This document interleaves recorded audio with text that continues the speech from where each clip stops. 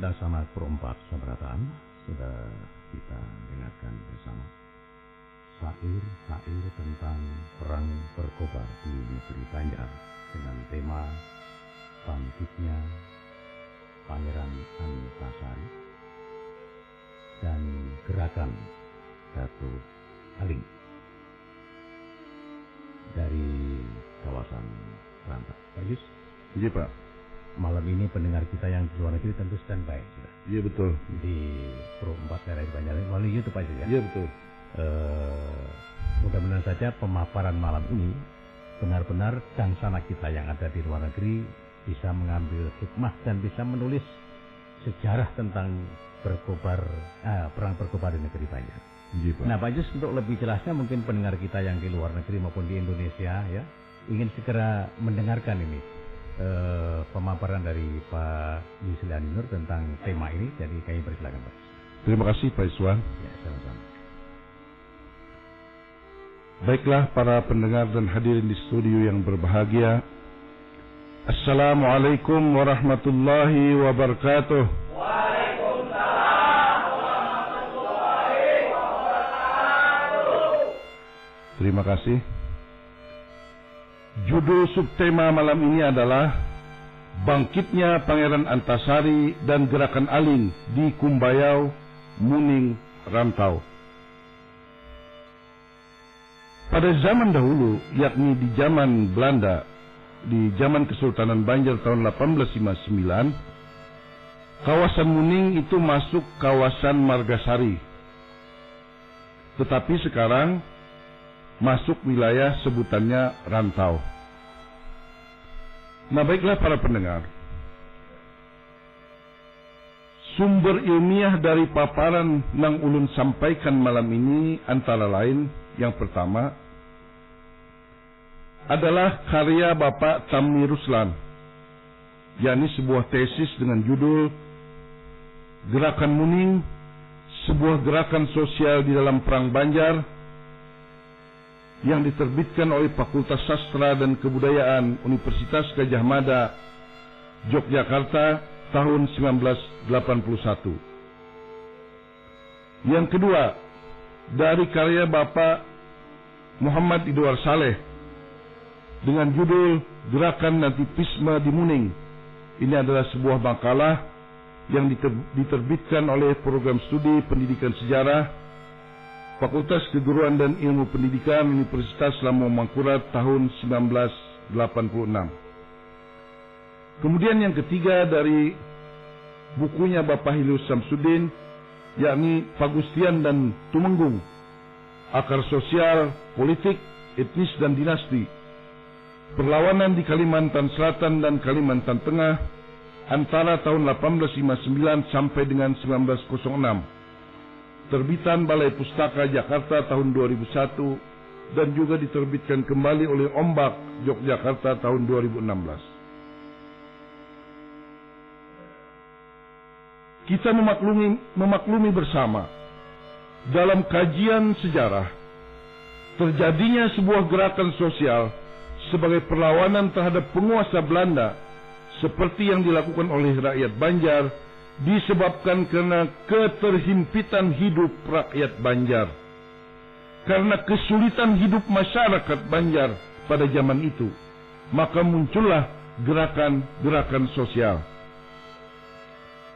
Pada waktu itu, Sultan Tamjid sebagai Sultan Banjar yang diusung Belanda menerapkan pajak-pajak di Banua V, antara lain: yang pertama, pajak uang kepala.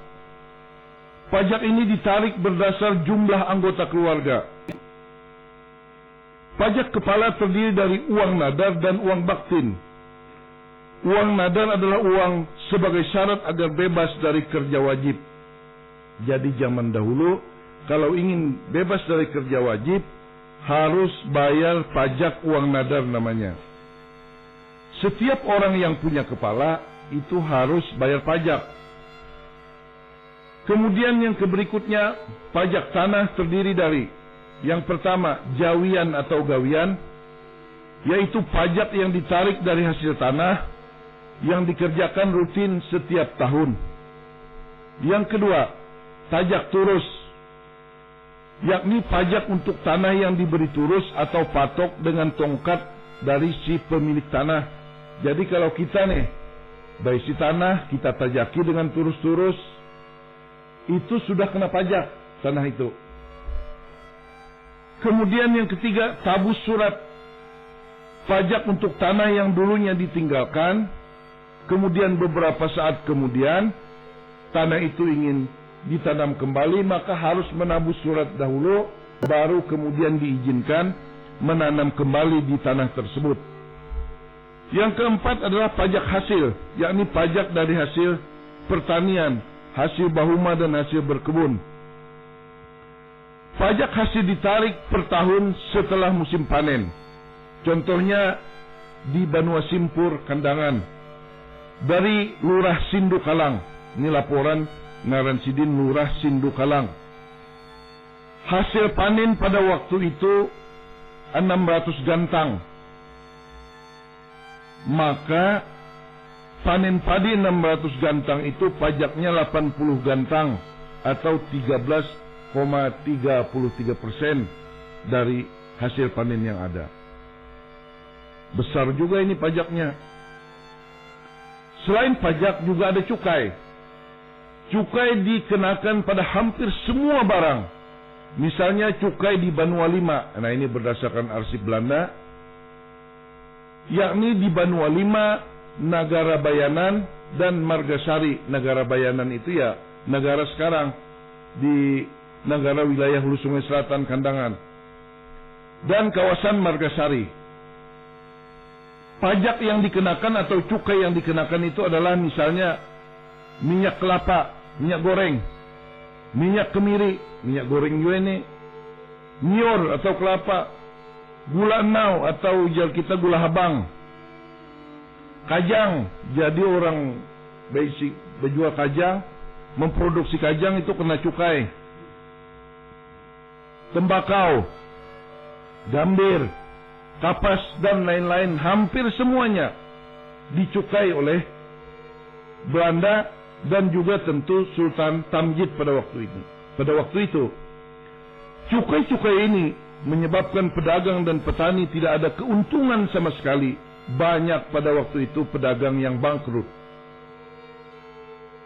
Nah, jika anggota masyarakat tidak mampu membayar pajak, maka dikenakan kerja wajib sebagai denda. Itu makanya kemudian mereka menjadi pekerja-pekerja kasar di pertambangan dan di tanah-tanah yang dimiliki oleh Sultan Tamjid tentunya. Di Kesultanan Banjar pada waktu itu, petugas pajak dibawa oleh Pangerak sebagai pengurus di dalam kampung. Terkadang Pangerak melakukan sensus penduduk dan juga menelaah kekayaan penduduk dan kira-kira berapa pajak yang akan diambil dari penduduk tersebut. Keadaan seperti demikian ini, maka tentu kehidupan masyarakat kawasan Banua Lima dan Kesultanan Banjar pada umumnya semakin terpuruk. Oleh sebab itu kembali ulun ulangi beberapa hal fenomena di Kesultanan Banjar pada pertengahan abad ke-19 sebagai berikut. Yang pertama, keadaan politik. Keadaan politik ditandai dengan kehancuran adat Istana Banjar akibat campur tangan Belanda dalam kasus pergantian sultan yang semestinya adalah Pangeran Hidayatullah yang memang diwasiatkan sebagai Sultan Banjar, ternyata diganti oleh Belanda dengan melantik Pangeran Tamjidillah. Yang kedua, keadaan ekonomi. Tadi sudah pajak-pajak ulun jelaskan, yakni dengan pajak yang kian berat dan cukai yang kian tinggi menyebabkan kehidupan rakyat semakin terhimpit, semakin tertekan dan semakin melarat. Yang ketiga, keadaan sosial yang semakin kacau meningkatkan angka kemiskinan, juga pencurian dan perampokan yang semakin marak. Kriminalitas kian meningkat dan terjadi pula keresahan sosial di mana-mana. Yang keempat, berbagai pendapat ulama atau fatwa ulama tidak dihiraukan oleh Sultan Tamjid dan Belanda. Fatwa ulama hanya dianggap mengganggu kepentingan penguasa. Kepentingan penguasa Belanda dan Kesultanan pada waktu itu. Artinya, ulama diminta pendapat, tetapi tidak dipakai pendapat mereka. Karena pada dasarnya tentu pendapat ulama itu adalah untuk kepentingan kebaikan pemerintahan, kebaikan negara, sementara kepentingan Belanda dan kepentingan Sultan Tamjid adalah kepentingan demi kekuasaan. Jadi antara kepentingan untuk kemaslahatan negara, kemaslahatan kesultanan, tentu sedikit banyaknya akan dikalahkan oleh kepentingan sesaat dari oknum-oknum dari penguasa, yakni pada waktu itu yakni Sultan Tamjidillah dan Residen Belanda di Banjarmasin. Situasi yang demikian menyebabkan lahirnya Gerakan Muning. Gerakan Muning adalah gerakan nativisme. Gerakan nativisme dalam kajian sejarah sosial adalah gerakan yang bertujuan pada pijakan nilai-nilai lama atau nilai-nilai asli yang diharapkan rakyat mampu mencari jalan keluar dari himpitan permasalahan yang ada. Jadi gerakan nativisme adalah suatu paham yang ingin mengembalikan kejayaan negara, kejayaan bangsa, kejayaan kerajaan atau kesultanan sebagaimana adanya dengan menggunakan adat istiadat lama dan juga nilai-nilai agama yang dianut sesuai dengan masyarakat pada waktu itu. Apakah gerakan nativisme itu hanya ada di dalam sejarah? Gerakan nativisme setiap saat ada. Bahkan mungkin sekarang juga ada gerakan nativisme itu. Karena ini adalah dalam kajian sejarah sosial. Gerakan ini berkeyakinan bahwa tindakan yang akan mereka lakukan mampu mengubah situasi yang mendatangkan keadilan dan kemakmuran. Suatu renovasi, yakni mengubah kembali, menyusun kembali, dan regenerasi, yakni mengembalikan generasi sebagaimana generasi yang terbaik yang pernah ada di zamannya. Apalagi jika gerakan ini diperkuat oleh ideologi keagamaan, sehingga gerakan berubah menjadi gerakan politik yang menentang orang kafir dengan indoktrinasi perang sabil. Gerakan sosial menjadi bersifat radikal dan ingin mengadakan perubahan secara menyeluruh. Nah, ini terjadi di mana-mana negara di dalam kajian-kajian sejarah. Di Pulau Jawa pernah itu juga terjadi gerakan sosial di Banten misalnya, dan juga di beberapa tempat di Indonesia yang lain. Itu adalah contoh bagaimana masyarakat berjuang untuk mencari keadilan sesuai dengan keyakinan mereka sendiri. Pelopor gerakan nativisme di Muning adalah Datu Aling, dikenal sebagai Gerakan Aling. Di Desa Muning atau di Kampung Muning, daerah Margasari pada zaman dahulu, tinggal seorang petani tua bernama Aling. Ia sangat dihormati lingkungannya karena kesalehannya. Jadi Aling ini orangnya saleh, rajin sholat, puasa, baca Quran. Dalam menjalankan perintah-perintah agama ia sangat soleh. Ia bertindak sebagai tatuha kampung. Jadi Aling ini dituhakan di kampung. Mata Datu Aling waktu itu bisa dikatakan buta, hampir buta, dan ia menderita penyakit kusta sebenarnya. Ia adalah mantan perompak sungai yang sakti. Wilayah jelajahnya kawasan Sungai Muning, Margasari, dan Sungai Tapin. Jadi kalau perampok itu di darat, Kalau perompak itu di laut atau di sungai. Jadi kesaktian Datuk Aling ini sudah sangat dipahami oleh orang-orang yang berdagang di kawasan Muning, Sungai Muning, Margasari dan Sungai Tapin. Karena dialah yang pada waktu itu melakukan pemberontakan. Namun di masa tuanya dia kemudian bertobat dan menjadi orang yang soleh. Datuk Aling adalah seorang petani kaya, namun ia pun terkena pajak dan cukai. Ia juga mendengar kabar kelakuan Sultan Tamjid yang tidak sesuai dengan moral dan adat. Semua kuasa Tamjid adalah dukungan Belanda. Datuk Aling pun kecewa sekali terhadap Sultan Tamjidillah dan Belanda yang meresahkan hidup masyarakat. Pada awal tahun 1859 ia mengasingkan diri pergi bertapa untuk mencari ketenangan. Dalam pertapaan ia mendiami sebuah pondok di tengah-tengah sawah selama 40 hari 40 malam di sekitar kawasan daerah Pulau Kadap. Karena kawasan Margasari Muning ini berhubungan langsung atau di sekitar daerah Pulau Kadap. Datuk Aling bertapa selama 40 hari 40 malam dengan cara tapa sungsang. Jadi batis ke atas. Batis itu diikat sidin di atas, basungsang selama 40 hari 40 malam, tidak makan, tidak minum, ingin mendapat wangsit. Bagaimana cara mengatasi keadaan negara? Bagaimana cara mengatasi keadaan Kesultanan Banjar pada waktu itu? Datuk Aling kemudian jatuh pingsan setelah mendengar suara gaib. Ada suara gaib. Dan setelah sadar dari pingsannya, ia kembali kepada keluarganya, kembali ke kampung, dan langsung mengumumkan kepada seluruh masyarakat bahwa Allah telah memberikan mukjizat kepadanya. Kata Aling ini, "Wahai penduduk kampung sekalian, Tuhan telah memerintahkan kepadaku bahwa kalian harus menuruti perkataan-perkataanku. Tak seorang pun dianggap, tak seorang pun yang penting, yang lebih tinggi, yang dapat menggunakan kekuasaan selain daripada aku." Itu kata Aling.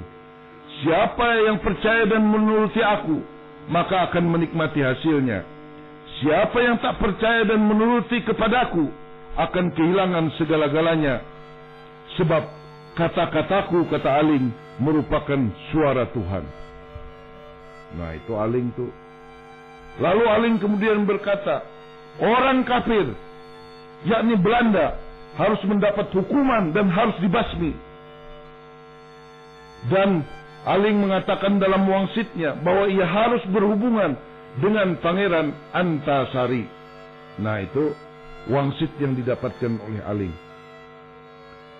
Pada waktu itu, para pendengar sekalian yang berbahagia dan hadirin di studio yang mulia, ikatan dalam sebuah kampung masih bersifat kekeluargaan.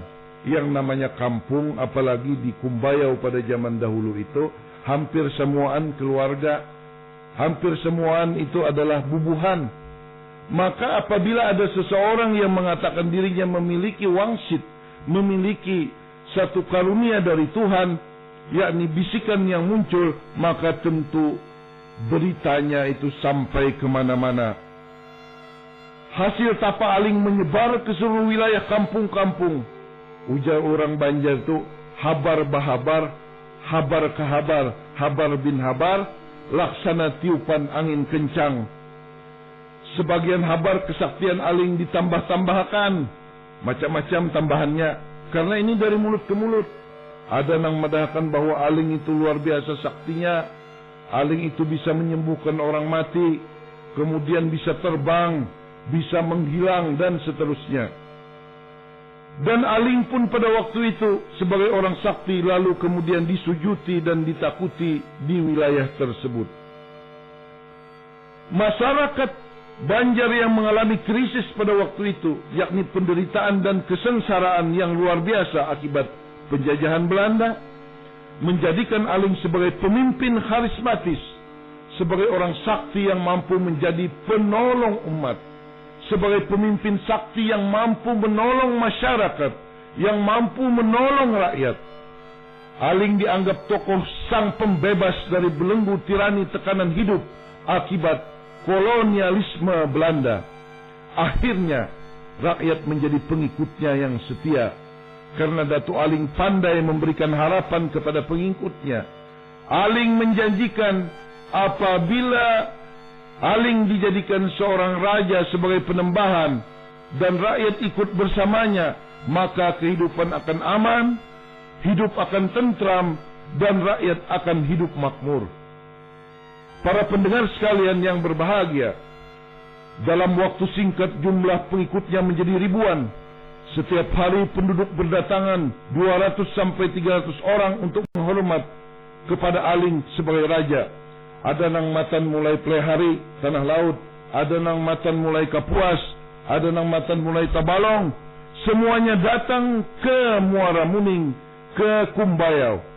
Maka pada waktu itu Muning berubah menjadi pusat kekuatan sosial. Muning menjadi pusat gerakan sosial yang besar sekali. Datuk Aling yang semula sekedar sakti berubah menjadi pemimpin politik. Kampung Kumbayau yang tadinya sepi dan sunyi, maka kemudian berganti nama menjadi Tambai Mekah. Jadi menurut kabar pada waktu itu Aling mendirikan sebuah bangunan seperti Ka'bah. Jadi kata Aling, namun hendak naik haji, pajak ngalih, hidup susah. Sementara itu kalau hendak naik haji cukup ke Muning sini aja, ke Tambai Mekah. Cukup tawaf mengelilingi di situ, sama saja kata Aling. Banyak saja yang percaya. Aling sendiri bergelar dengan Panembahan Muda Datuk Aling. Datuk Aling memberikan gelar-gelar kepada anak-anak dan keluarganya. Jadi Aling itu senantiasa mendapat wangsit. Bahkan kadang-kadang Saranti itu disuruh menari dengan tari gandut. Maka dalam tarian itu kadang-kadang Saranti itu disurupi. Dan dalam surupannya itu dia memberikan titah-titah. Maka gelar-gelar anak dari keluarga Aling yang pertama itu adalah anak pertama, yakni Sambang. Ini bergelar Sultan Kuning. Sultan Kuning itu adalah Sultan Hamidullah, sultan yang pernah jaya di dalam memimpin Kesultanan Banjar dan yang pernah memberi ongkos Syekh Muhammad Arsad Al-Banjari untuk mengaji ke Mekah. Jadi memang Sambang ini sengaja bergelar Sultan Kuning supaya rakyat itu menuruti akan perintah-perintah dari Sambang. Kemudian yang berikutnya Ondang. Ini anak kedua, bergelar Pangeran Suryanata. Pangeran Suryanata ini adalah nama lain dari pangeran atau raja di negara Dipa, yakni kerajaan Hindu pertama di kerajaan Banjar, di kerajaan di Kalimantan Selatan. Kemudian putrinya Saranti itu bergelar Putri Junjung Buih. Nah, kita tahu bersama baik Pangeran Suryanata maupun Putri Junjung Buih itu adalah kedua-duanya adalah orang-orang sakti. Jadi anak-anak Aling ini mulai dari Sultan Kuning, Pangeran Suryanata, Putri Junjung Buih itu adalah orang-orang sakti. Nur Amin kemudian diberi gelar Ratu Keramat, seorang ratu yang juga memiliki karisma pada zamannya. Kemudian suami daripada Nur Amin bergelar Khalifah Rasul, yakni Sayyidina Ali. Kita tahu semua bahwa yang namanya Sayyidina Ali itu gancang, kuat, dan juga termasuk panglima perang, memiliki pedang bermata dua yang terkenal dengan pedang Zulfakar. Dan kita tahu bersama mengapa suami Nur Amin ini diberi gelar Khalifah Rasul, agar orang mengerti bahwa kekuatan suami Nur Amin itu adalah sama dengan kekuatan Sayyidina Ali.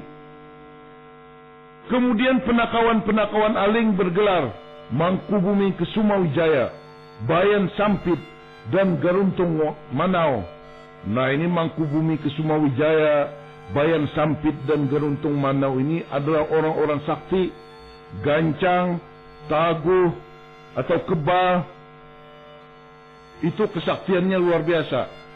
Kemudian mantri-mantri Aling bergelar Panglima Sejuntai Langit. Nah, ini bisa terabang, tinggi orangnya ini. Jadi lamun sidin sekali melangkah itu, ujar habar itu antara 4 sampai 5 kilometer sekali langkah aja. Kemudian Garuntung Waluh. Garuntung Waluh ini gancang, kuat.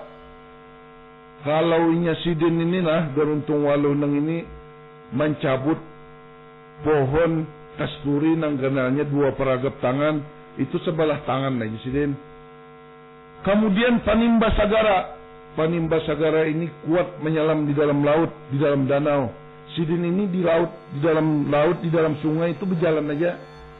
Menurut kabar mulai Muara Kuin tuh di Sungai Barito sampai sidin ke negara Dipa itu sidin berjalan di dalam banyu aja.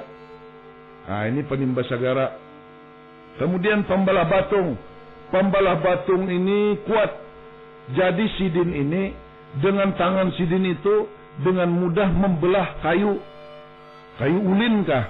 Dengan tangan sidin kawa sidin belah. Kawa sidin belah dengan tangan saja, dengan tangan kosong. Saking saktinya tuh. Kemudian Kindumue. Kindumue ini itu adalah seorang mantri yang juga sangat sakti, di mana sidin ini bisa meloncat 4 sampai 50 meter, bisa menyalam, bisa meloncat dari pohon ke pohon. Ini Kindumue. Kemudian Kindu Aji, ini sama, ini taguh sakti, kebal. Nah, itu Kindu Aji ini. Tokoh-tokoh pengikut Aling lainnya itu adalah Pembakal Ali Akbar. Ini pembakal Pengaron pada zaman Bahari. Kemudian Haji Buyasin, ini orang tanah laut. Kemudian Pembakal Bakim, ini seorang pembakal yang wilayahnya juga di kawasan-kawasan di daerah hulu sungai. Kemudian struktur pemerintahan Aling menandingi struktur pemerintahan Tamjid. Jadi kalau Sultan Tamjidillah itu adalah sebagai sultan, ada Mangkubumi, ada Penakawan, ada menteri, maka Penembahan Muda Aling juga memiliki seorang raja, yakni Penembahan Muda Aling, Baisi Mangkubumi, yakni Kesumawijaya, dan seterusnya. Sultan Tamjid sendiri menganggap tindakan Aling itu sebagai perbuatan orang gila. Sudah mendengar aja nih Sultan Tamjid bahwa di Kumbayau itu ada satu gerakan. Ada satu gerakan massa yang ribuan orangnya, di mana rakyat berkumpul. Tapi yang namanya Sultan Tamjidillah pada waktu itu menganggap, itu orang mengaku Nabi aja, itu orang gila. Tidak mungkin dia berani melawan Belanda yang punya senjata begitu hebat. Bulan Maret 1857, pemerintah Belanda mengirim utusan 2 orang jaksa kepala untuk menyelidiki gerakan Datuk Aling di Muning. Jaksa kepala itu bernama Kiai Gangga Suta dan Penghulu Tasin. Utusan disambut sejumlah 700 orang dengan siaga penuh. Utusan tidak dapat menemui Datuk Aling, mereka hanya disambut Sambang alias Sultan Kuning. Jadi ngalih berdapat Datuk Aling pada waktu itu. Sultan Kuning diiringi pengawal bersenjata dan dipayungi dengan pakaian serba kuning. Ia bersikap laksana raja. Utusan yang datang disuruh berlutut di hadapannya. Senjata utusan dirampas oleh mereka. Mereka kemudian ditanya, utusan-utusan dari Sultan Tamjidillah dan Belanda itu ditanya, apakah kalian ikut orang Islam atau ikut orang Belanda? Apakah kedatangan kalian bermaksud baik atau bermaksud jahat? Maka utusan itu terpaksa mendahkan bahwa aku ini ikut orang Islam. Padahal itu utusan Belanda supaya selamat. Aku datang ke sini hendak bermaksud baik ke Jepang nih, hendak tahu masalah-masalah yang datang, yang ada di tempat ini. Utusan dibawa menghadap Sultan Kuning. Pada waktu itu di depan rumah Datuk Aling berkibar bendera kuning, bersenjata tombak dan kelewang. Utusan-utusan Belanda merasa ngiri melihat keadaan di tempat itu, karena ribuan orang menjaga rumah Datuk Aling dengan bersenjata penuh. Jadi Belanda utusannya ini sudah mulai takutan ini dengan banyaknya orang di situ.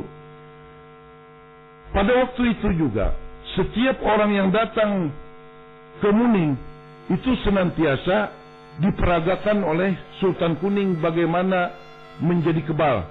Datu Aling senantiasa menyuruh anaknya agar ditimpas, disodok. Senantiasa si Sultan Kuning ini ternyata memang kebal dia. Dan sewaktu-waktu dia mengajak orang menari dengan tarian perang. Setelah menari perang, sampai mereka itu sama-sama pingsan. Dan peragaan perang itu adalah bagaimana perang melawan Belanda.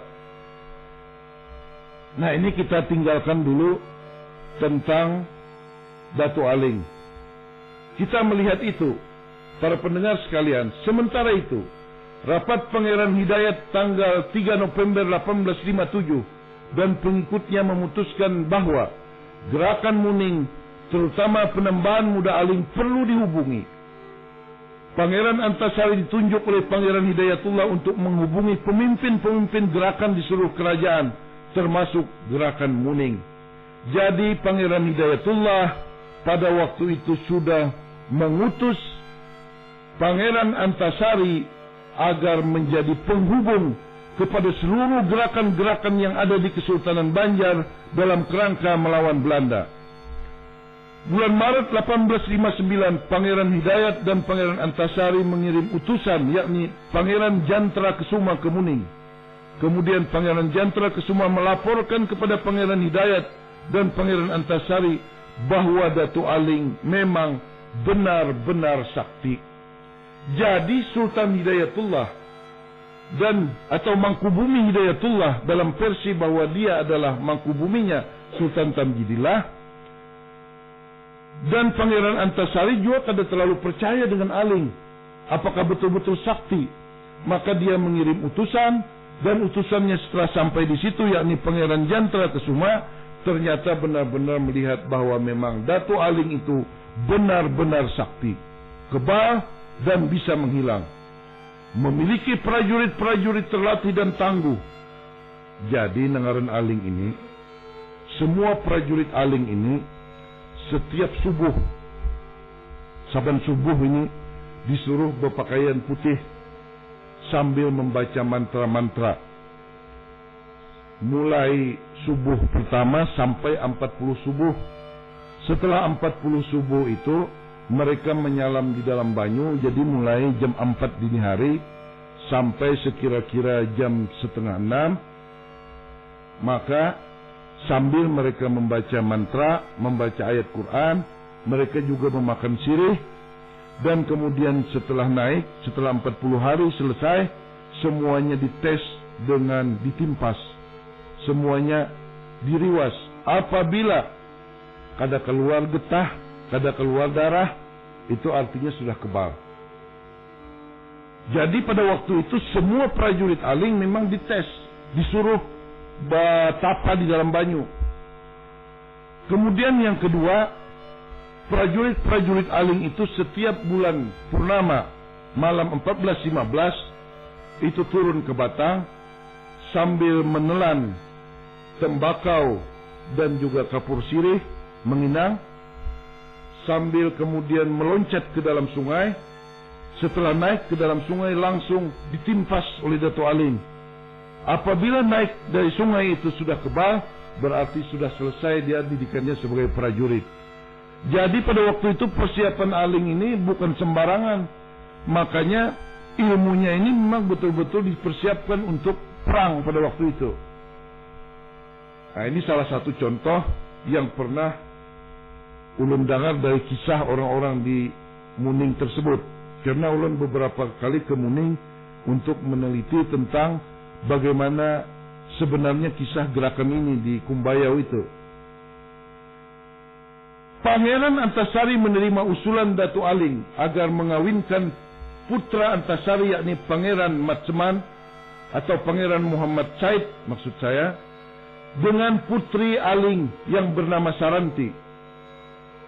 Perkawinan dilangsungkan di Tambai Mekah, dihadiri tatua-tatua kampung, sementara pihak Antasari diikuti oleh Pangeran Jantra Kesuma, Syarif Umar, pembakal Ali Akbar dan pembakal Dukadin. Meskipun demikian, pernikahan dan perkawinan tidak dihadiri Pangeran Muhammad Said karena pangeran ini sedang berada di Banjarmasin. Waktu itu kada kawapang berteleponan. Kalau pang misalnya Pangeran Antasari nelpon, Said ikam kawin ke sini lah, kasih ke Matapura kita karantau, kada kawa. Nah, para pendengar sekalian, kita kembali terlebih dahulu membicarakan Pangeran Antasari. Siapa tadi Pangeran Antasari? Ya. Kita akan membicarakan Pangeran Antasari. Semula pangeran tak hiraukan tahta,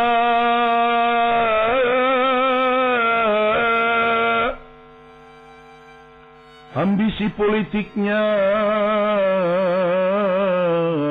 terkubur lama. Hidupnya bersahaja sebagai jabat,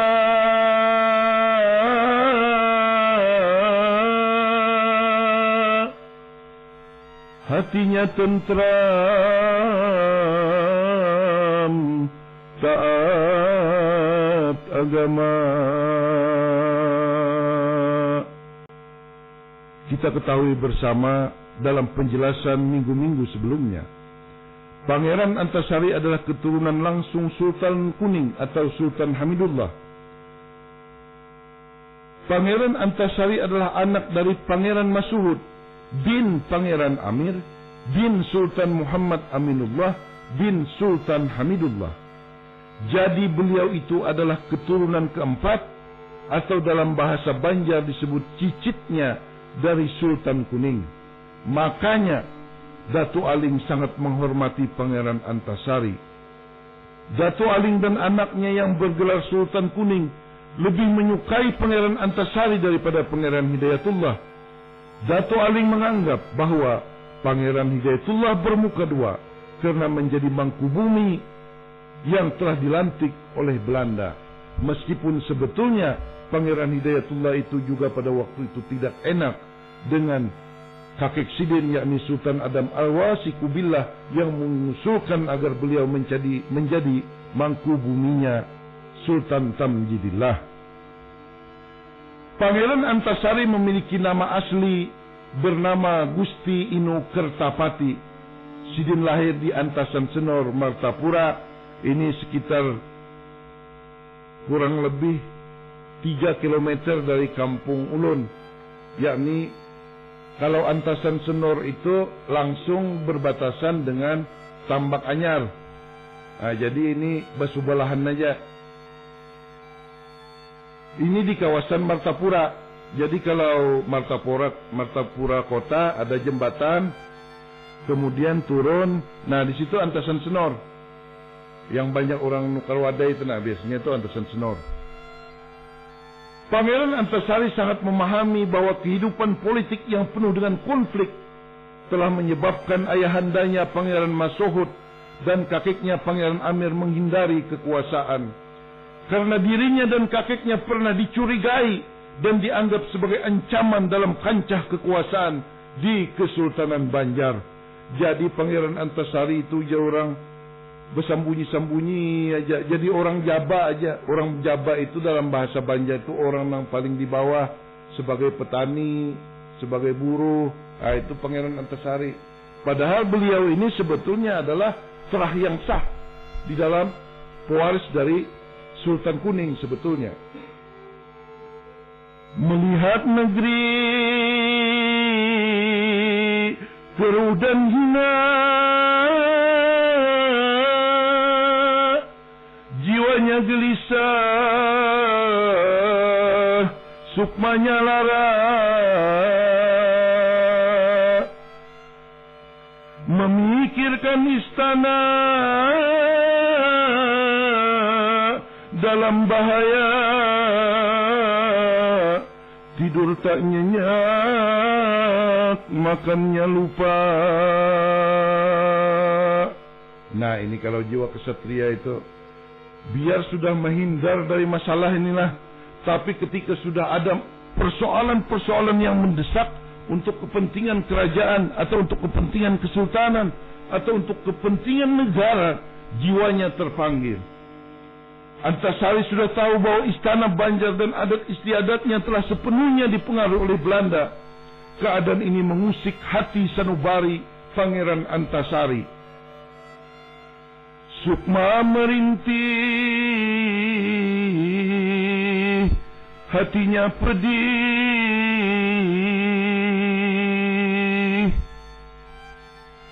Warisan leluhur banyak tertindih. Jiwanya bangkit, harus memilih, melawan dan diam, samalah sini. Silih itu dalam bahasa Banjar itu artinya sama aja gunanya, berdiam silih, melawan silih. Baik melawan kalau Pangeran Antasari tergerak jiwanya untuk bangkit. Kesatria yang sudah berumur 50-an tahun ini meyakini tiada pilihan lain, melawan atau diam. Hitungannya sama. Jadi kira-kira itulah lamun kita nih dalam situasi di zaman Antasari ini, kira-kira melawan atau diam? Wah, rami juga nih sekalinya nak melawan sekalinya. Hitungannya sama.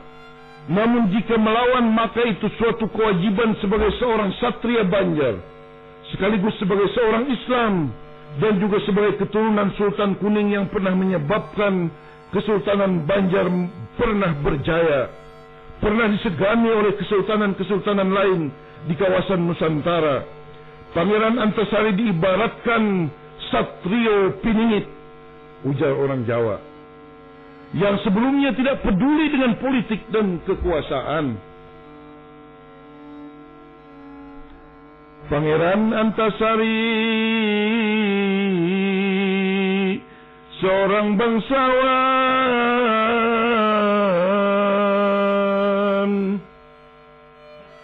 duduk tafakur membaca Al-Quran, salat istiharah ia laksanakan,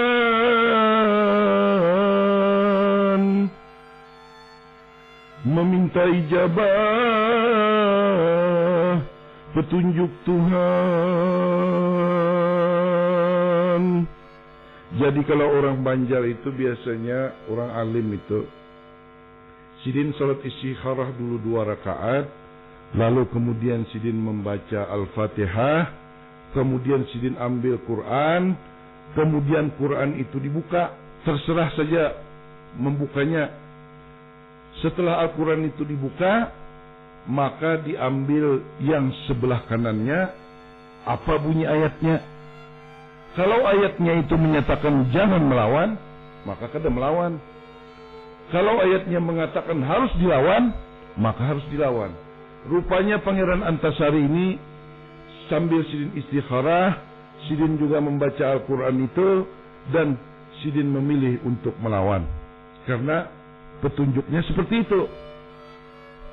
Sebagai satria Banjar yang teguh memegang ajaran Islam, Pangeran Antasari membaca Al-Quran dan salat istikharah untuk meminta petunjuk Allah Subhanahu wa Ta'ala, petunjuk Allah Tuhan yang Maha Kuasa, supaya jalan hidupnya senantiasa mendapat ridha dari Allah Subhanahu wa Ta'ala. Pangeran Antasari senantiasa berdoa, ya Allah, hamba-Mu meminta pedoman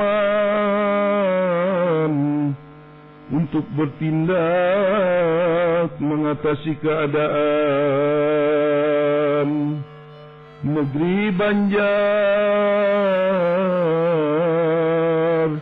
diambang kehancuran.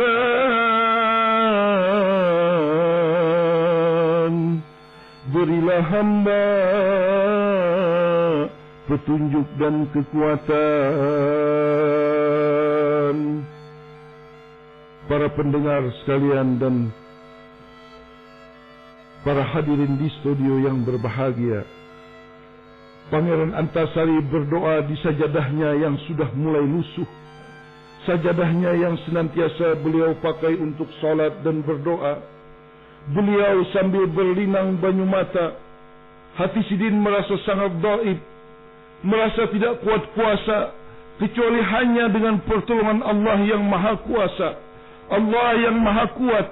Hanya kepada Allah Sidin menyerahkan segala macam persoalan.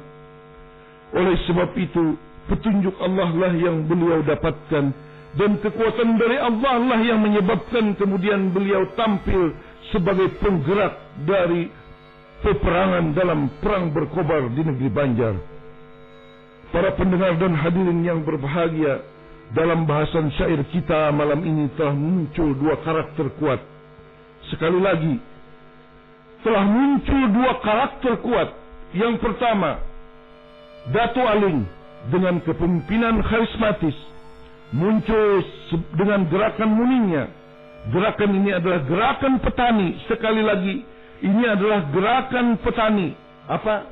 Petani. Gerakan rakyat Jaba. Kunci gerakan ada pada karisma Dato Aling yang sakti, mendapat wangsit atau andaru atau ndaru sebagai hasil tapa. Ia berilmu kebal, memiliki ilmu menghilang, pandai mengobati orang sakit, dan dianggap mampu menghidupkan orang mati. Jadi, kesaktiannya laksana seorang nabi yang membawa panji-panji kebesaran bagi para petani dan pengikutnya untuk kembali membangun kejayaan negerinya, negeri yakni Kesultanan Banjar. Dato Aling memberi harapan bagi semua petani untuk kembali hidup bahagia, aman dan makmur. Yang kedua, tokoh yang kedua, yakni Pangeran Antasari. Siapa? Pangeran Antasari adalah seorang kesatria dari keturunan dinasti Kesultanan Banjar yang intahnya, ini dari pihak mama. Kalau dari pihak abah, anggahnya itu adalah Sultan Hamidullah. Beliau adalah pangeran tersembunyi, satrio piningit, sudah berumur, banyak menekuni ilmu agama, pandai silat campade, memiliki guru-guru dari Juriyat Tabib Rasin, dari para guru Juriyat Syekh Muhammad Arsyad Al-Banjari, dan dari para murid Syekh Abdul Hamid Habulung. Artinya, para pendengar sekalian, Pangeran Antasari adalah satrio piningit. Sekali lagi, satria tersembunyi. Beliau baru tampil ke gelanggang setelah melihat situasi rakyat semakin gelisah. Fatwa ulama tidak dihiraukan. Ulama dianggap sekedar penghias kekuasaan. Rakyat sendiri, kehidupan semakin sulit, pajak semakin tinggi, harga-harga semakin tidak terkendali. Rakyat selalu diawasi dan dikekang melalui pengawasan aparat-aparat birokrasi sebagai kaki tangan Belanda. Aparat-aparat pemerintahan Belanda menarik pajak dengan paksa. Para bangsawan Banjar yang tidak berpihak pada Sultan Tamjid dan Belanda semuanya dimusuhi. Apabila tidak berpihak pada Sultan Tamjid dan Belanda, dimusuhi. Mereka selalu dicurigai. Bahkan Pangeran Hidayatullah sebagai mangkubumi Kesultanan Banjar sendiri dianggap sebagai musuh dalam selimut oleh Sultan Tamjidillah. Padahal Sultan Tamjidillah dengan Pangeran Hidayatullah itu adalah besanan. Tetapi karena Belanda sudah mencurigai akan sepak terjang Pangeran Hidayatullah, maka Belanda senantiasa mengawasi dari sepak terjangnya Pangeran Hidayatullah. Maka kesimpulan paparan malam ini yaitu negeri Banjar menuju perang karena telah ada pemimpin petani, pemimpin Jaba, yakni penambahan muda Dato Aling yang telah didukung rakyat, telah didukung oleh masyarakat.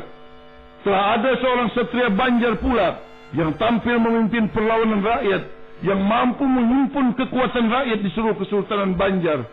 pemimpinnya terpanggil demi negerinya, demi bangsanya, demi tanah airnya, demi rakyatnya, demi kesultanannya. Siapa dia? Pangeran Antasari. Nah, inilah para pendengar sekalian, malam ini kita sudah sampai kepada babakan ambang perang, di mana muncul dua tokoh hebat yang menggerakkan. Karena sebuah peristiwa dalam sejarah tidak bisa lepas dari siapa, apa, di mana, dan mengapa peristiwa itu terjadi. Demikian kira-kira Pak Iswan. Terima kasih. Baik, terima kasih Pak Yus. Ini kalau ulun amati Pak Yus, cerita ini kalau dalam pewayangan itu sudah menjelang subuh Pak Yus. Betul, jadi Pak. makin pagi makin ramai. Ya, ini kira-kira sekitar jam 3:30 Iya, betul. Kalau minggu-minggu kemarin baru jejeran itu ya. Iya, betul. Jadi ini sudah, wah ini minggu depan sudah mulai ramai lagi Iya. ini mulai. Ini kira-kira Semar ini berubah jadi Jenaka bisa, atau Hai. bisa jadi Arjuna, bisa juga ini. Betul sekali. Tinggi bujur. Dan Pak Yus ini minta, Anda yang minta di Facebook, minta disebutkan lagi negara-negara mana yang mendengarkan di acara Pesair ini. Mungkin Australia, Iya. termasuk Turki ya. Iya, Ada beberapa betul. negara tadi ya. Australia, Turki, Amerika, Kanada, Iya. termasuk Korea Selatan, Brunei, Singapura, ya. Malaysia. Malaysia nggih. Dan ini tadi komennya seperti ini bahwa Pro 4 mendunia. Betul. Suara Pak Yus dan Bang Iswan mendunia juga. Betul sekali. Iya, betul. Alhamdulillah. Oke. Baik Pak Yus, terima kasih pemaparannya. Terima kasih Pak Iswan. Oke. Assalamualaikum warahmatullahi wabarakatuh.